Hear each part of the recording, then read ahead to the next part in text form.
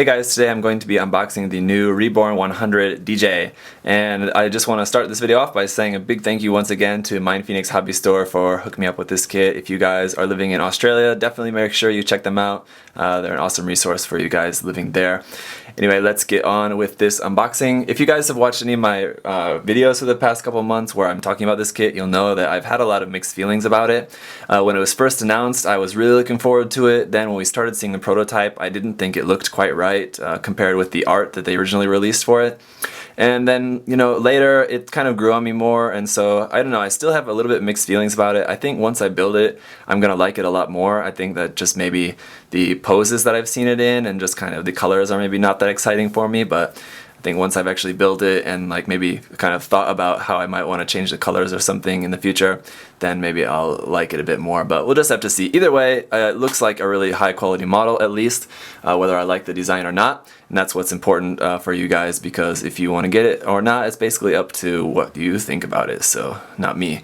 Anyway, and from my experience building the RE GPO4G, I really loved that kit, so I have a lot of really admiration for the RE line so far, and I think the kits are really nice, so definitely looking forward to just seeing how the construction is. I'm sure it's going to be really nice. So let's go ahead and take a look. It's a vertical box, which I don't like because it's not good for making videos. Horizontal boxes are much easier to show on camera, but anyway, there's a nice look up and down on the kit. It's kind of like the exact opposite of the Hyakushiki kit, where on the Hyakushiki kit we've got the Hyakushiki and the DJs in the background. We basically got the same image, but from the opposite side. So we're seeing the DJ there, the Hyakushiki there, and then the Zeta down on the bottom. So pretty cool. I like that, and I like both the box art for this and the Hyakushiki are both really awesome, and it's just really cool that they match up like that. It's definitely a really nice touch on Bandai's part to do that. So let's go ahead and take a look at the bottom first, and here we can see this is number 004 in the RE line. I guess maybe they are planning on making it up to 100 at some point in time, but we'll just have to see. I really like the line so far. I hope they do. On the side here, we've got some information about the mobile suit, or its story, it looks like. Here it says something about it being an ace pilot, so if you guys don't know, the mobile suit is piloted by Amuro Ray, so I guess something about that there in the story. Here we've got some big, nice pictures of the front and back, some detailed photos about the wings, the shoulder. This looks like it's the shoulder armor just as well. Here's so we can see the weapons and hands, and then about the mono eye there, and just some nice big pictures of the front and back. The opposite side, we're going to have all of our kind of action shots and gimmicks here, showing the rifle and bazooka, how those can mount onto the back. These are the same runners as on the Hyakushiki, so they're going to work in the exact same way. Then about this side armor, the front skirt armor. Well, the front skirt armor looks really cool how that moves. We'll have to take a look at that in the review. Of course, it does have this weapon, which I forget what is technically called. Give me a minute to read the Japanese. Okay, never mind. This Japanese is talking about the marking sticker, not that. Anyway, I forget what that's called, but anyway, it's got that thing, that weapon. And the shoulder joints are going to be really nice. They look really similar to the Hyakushikis, and then the waist as well actually looks very similar. Pretty nice pose here. I do like the look of that compared to the other poses. Price for this is 3,500 yen. That seems to be the standard price that they're going for this kind of normal size RE kit. Of course, the Nightingale was much more expensive, but the second, third, and now fourth release have all been this similar kind of size and the same price, 3,500 yen. So I guess we can probably expect that that's what the standard is going to be for anything around that size. It's kind of nice that they keep it a standard, similar to the RG line, how those are pretty standard in price as well. Quite a lot of stuff in the box. Our first bag is going to be just the A runner there. We can tell by its multicolor look. B runner has our effect parts and some tube parts, power cable parts, and some other joint parts. Bag 3 has our dark colored armor parts in there. Bag 4 has some kind of that grayish brown color armor or joint parts, basically the same color that we saw for the Hyakushiki's inner frame. So there we can see is that weapon runner there, and two sheets of foil stickers bouncing around in that bag. Bag number 5 is just more of that teal colored armor. Looks like the same runner doubled there.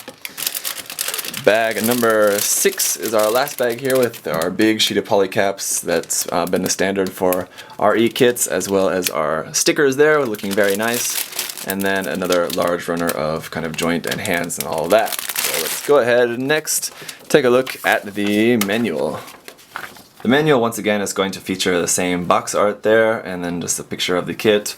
On the back we've got a lot of the same stuff we saw on the outside of the box, some action shots and just details about the gimmicks and all of that, the weapons, and then here at the bottom we've got our color guide. Pretty interesting colors for this kit. It's got its standard yellow and red like a Gundam, but then of course the white and blue have been replaced with this kind of teal blue and very dark blue. So definitely different. It's not a Gundam anyway, so I guess that makes sense. Shouldn't be in Gundam colors. Here's our parts list, and it looks like going through A, B, C, D, E, F. We don't get to any Kiilstofte parts until we get down here to the weapons runner, but that's because that is the same weapons runner as the Hyakushiki, and we're not going to use the same handles. We're going to have new handles for the weapons, and then a handful of the polycaps are going to be left over as well. No big loss there. Here it's showing our steps, and it's going step 1 is upper body, step 2 lower body, step 3 weapons. You could probably pretty much assume that, so that's pretty much the case with most kits anyway. Step 1, I like, this is similar with the other RE kits where they show kind of an exploded view of that step here at the beginning, and then gives you the runners you're going to need for that particular part or that particular step in the construction. And here's just our standard tips on what to do and what not to do, and going through with the body construction here, just basically 1 page in total. Then moving on to the head unit, just a few simple steps there. Then on to the arms. Looks like we're going to be building the arm is basically the top part and the inside is doubled, and then the right arm and the left arm is separate there for part of it, as we're building the shoulder armor along with the arm. And then we're putting that all together for the upper body, and then step 2 is moving on to the lower body. So we've got our leg unit is starting there at the bottom, then moving on with our legs and all of that, feet and legs, finishing the legs. Then the waist is going to be our last part of the actual mobile suit that we're constructing. Then we can put that all together, top half on the lower half, then move on to the backpack. Backpack is pretty unique. I don't really like those wings on there, but I do think that they did a good job of sort of kind of hiding them, making them a little bit smaller, I think. Then our weapons, again, are just going to be using the Hyakushiki runner, same weapons. And then that weapon there, and all of that. And then finally just how to mount the weapons onto the backpack, and how to use the action base connector. And then here is how to place, or where to place, the seals or marking stickers. So that's it. Let's go ahead and take a closer look at the runners. Alright, starting off with the foil stickers, as we can see we've just got 1, 2, 3, 4, 5 on there, 1 for the mono eye, 1 for a camera, or I think the sight, the lens on the gun, then 1 red triangle and these 2 yellow parts there as well. And for some reason I have 2 of these. I don't think I'm supposed to actually have 2 of these. I think that was just a mistake. I just kind of mistakenly from the factory happened to get 2 of these foil stickers in my runner bag. So I don't think that's actually supposed to be like that, but I'll have to see when I get to the construction. I don't know, maybe I needed 4 of those yellow ones, but then you'd think they would have just put 4 of them onto 1 sheet. So I think that's a mistake anyway. Here's our sticker decals, or seal stickers, whatever you want to call them here. Some really awesome stickers here in terms of just their design. I really like this AE design. Of course the Amuro logos, the Karaba Air Force logo there. Really cool, but once again, as usual, I will not be using these, so if you want these, just go ahead and drop me a message, let me know. Of course, as usual, it's going to be first come, first serve. I'm sure it's probably going to take about less than a minute of uploading this video before someone's going to call these. So anyway, whoever wants those, let me know and I'll mail them to you. As per usual with the other RE kits that I know of, this is the same polycap runner sheet, PC210. So it's basically only got 3 different types of polycaps. All of these are all polycap 1, then these on the outside are polycap 2, and then these on the inside are polycap 3. So only 3 different styles or shapes of polycaps we've got here. They do have a kind of nice ratcheting system kind of built into the polycap. I'm not sure how well that actually stands up over time if you're moving it back and forth a lot. how well that's going to stand up. But anyway, it does work really well just out of the box anyway. And then we have our Beam Saber effect parts is SB17, Saber 17, and this is a new runner for 2015, so a brand new runner here for this. I was a little bit surprised. I was actually expecting these to be just like a standardly lettered runner, like runner F or S, not S, but F or G, somewhere around there, like around the end of the standard runners for this, or possibly just reusing the effect parts from like the Masquerade 2.0 Gelgoog or something. But it turns out we're getting some brand new effect parts for this, so that's kind of cool. They do look really nice. They're not totally yellow, they're a little bit slightly orangish yellow, and anyway, the shape and color of them look really, really nice, so that's good.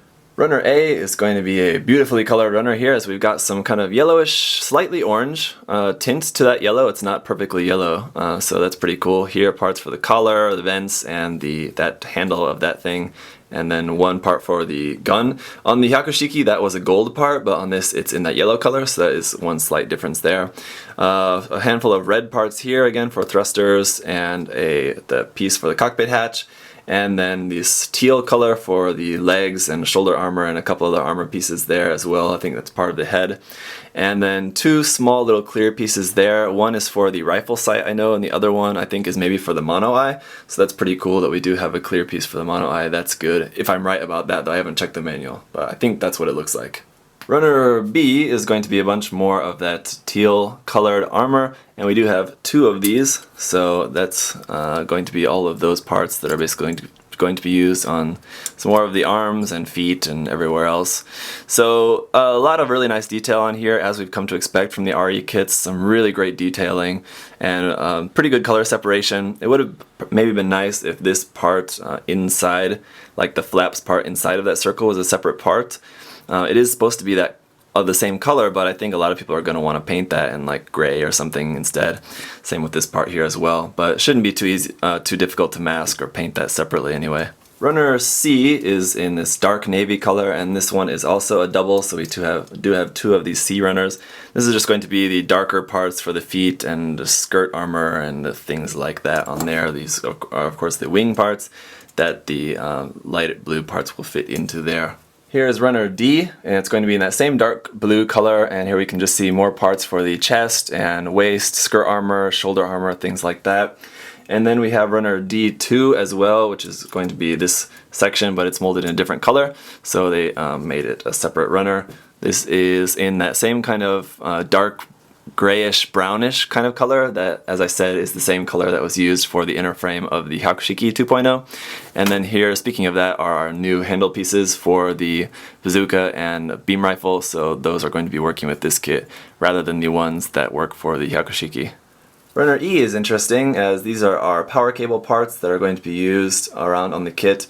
It's in soft plastic, so that's kind of different. I'm not sure how well the paint is going to stick on those, especially if you're going to be moving them around, as I just broke that part off the runner. But anyway, I don't know, kind of interesting that they did that anyway. We'll see if that makes any difference in the mobility of these parts, or if that's really even necessary when it comes to the review. I'll be sure to take a look at that.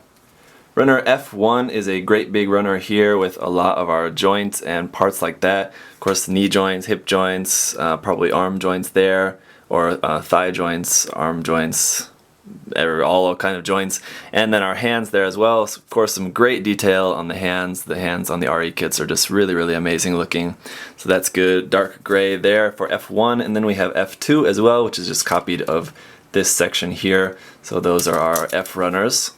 And finally, the H runner is that, as I said, the same runner that's copied from the Master Grade Hyakushiki 2.0. So here's the handles that we're not going to be using. These are, of course, just the parts to make the beam rifle and the bazooka. If we take a look at the top of the runner here, it just says 1/100 scale Zeta weapons, or weapon 1, Zeta weapon 1. So just they marked these intentionally to be used with both kits and possibly other Zeta related kits that use the same weapons in the future. I don't know, it could be. We'll just have to see. But anyway, that is it for the runners. H is the last one.